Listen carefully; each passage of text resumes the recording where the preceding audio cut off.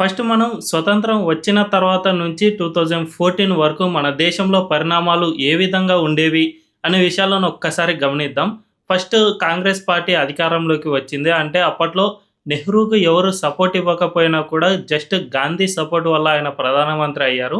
అప్పట్లోనే సుభాష్ చంద్రబోస్ కానీ, లేదంటే సర్దార్ వల్లభాయ్ పటేల్ వీరిద్దరిలో ఏ ఒక్కరు ప్రధానమంత్రి అయినా కూడా మన దేశంలో ఇంతటి చీకటి రోజులు ఉండేవి కావు అని చాలామంది విశ్లేషకులు చెబుతూ ఉంటారు. కానీ గాంధీ సపోర్ట్‌తో ఎలాగోలా నెహ్రూ అధికారంలోకి వచ్చారు. అయితే స్టార్టింగ్‌లో అధికారం మాత్రమే నెహ్రూది. కానీ ఐడియాలజికల్ బ్యాటిల్ మాత్రం కమ్యూనిస్టులే నడిపారు. అధికారంలో ఉన్న కాంగ్రెస్‌కు కమ్యూనిస్టులు సపోర్ట్ ఇస్తూ వీళ్ళు మొత్తం సైద్ధాంతిక పరంగా మన దేశాన్ని చేంజ్ చేస్తూ వచ్చారు. అందులో భాగంగానే ఫస్ట్ వీళ్ళు చేసిందేమిటంటే మన టెక్స్ట్ బుక్ హిస్టరీలను మార్చేశారు. ఇర్ఫాన్ హబీబ్, రొమిలా థాపర్ ఇలాంటి హిస్టారియన్స్ మన బుక్స్‌ను రాయడం వల్ల మన దేశానికి సంబంధించిన నిజమైన చరిత్రను వీళ్ళు ఎక్కడా కూడా మెన్షన్ చేయలేదు. జస్ట్ విదేశీ దండయాత్రికులను పొగడడం, మొఘలులే మన దేశానికి చాలా మంచి చేశారని చెప్పడం,